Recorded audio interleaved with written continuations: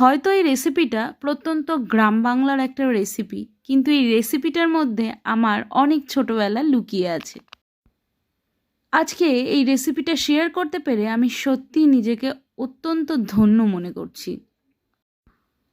আমার এক পরিচিত কাকিমার এই রেসিপিটা, ছোটবেলায় অনেক আবদার করতাম তার কাছে, তার থেকেই শেখা এই রেসিপিটা।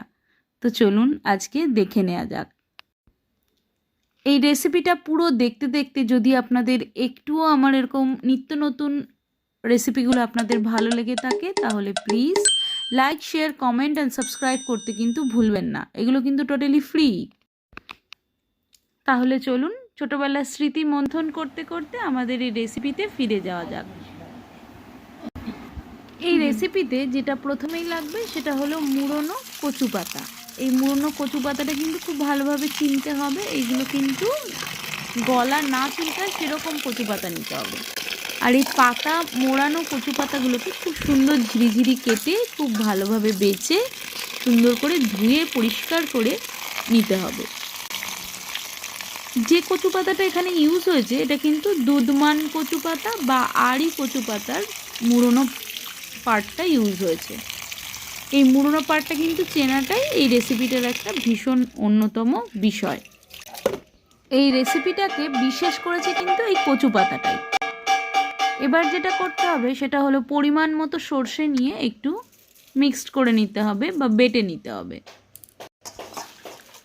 কচু পাতাটা খুব ভালো করে নুন দিয়ে ভীষণ ভালো করে মেখে নিতে হবে, যাতে কচু পাতাটা থেকে সমস্ত জলটা বেরিয়ে যায়। এর ফলে কচু পাতাটা কুটকুটো করবে না আর গলা চুলকাবে না। তাই জন্য এই প্রসেসটাও কিন্তু খুব দরকারি।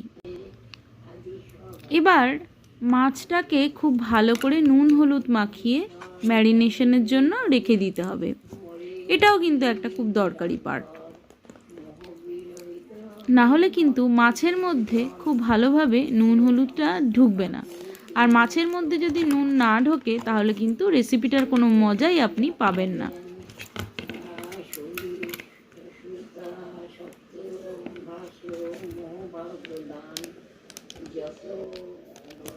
এবার গ্যাসের মধ্যে একটা কড়াই চাপিয়ে দিতে হবে। কড়াটা গরম হলে এর মধ্যে দিয়ে দিতে হবে পরিমাণ মতো সর্ষের তেল। পাতাটা মাথায় রেখে কিন্তু একটু সর্ষের তেলটা দিতে হবে। সর্ষের তেলের মধ্যে দিয়ে দেব আমি কালো জিরে আর কাঁচা লঙ্কা।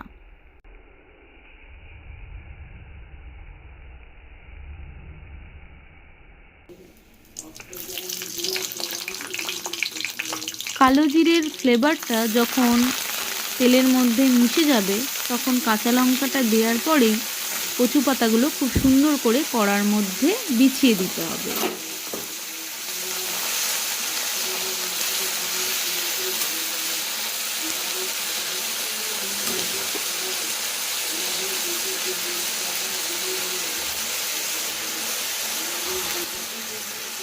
কচু পাতাটা কড়ার মধ্যে বিছিয়ে দেওয়ার পর খুব সুন্দর করে ইলিশ মাছটাও এবার প্লেস করে দিতে হবে।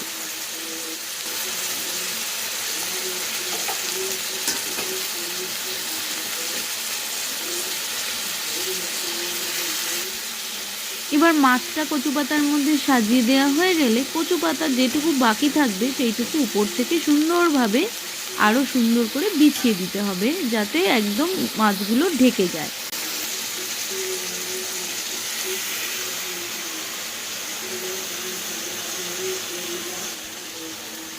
এরপর বেটে রাখা সর্ষেটাও এর উপর সুন্দর করে ছড়িয়ে দেব।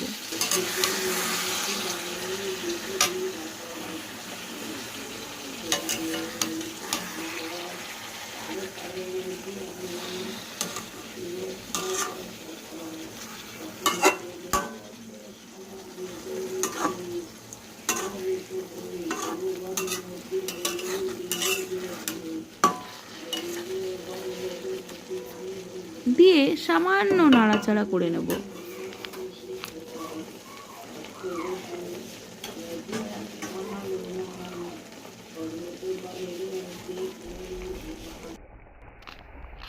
এই সর্ষে বাটার গন্ধ, কচু পাতা আর হচ্ছে এই ইলিশ মাছের গন্ধ, এই সমস্ত কিছু কিন্তু রান্নাটাকে একটা বিশেষ পর্যায়ে নিয়ে গেছে।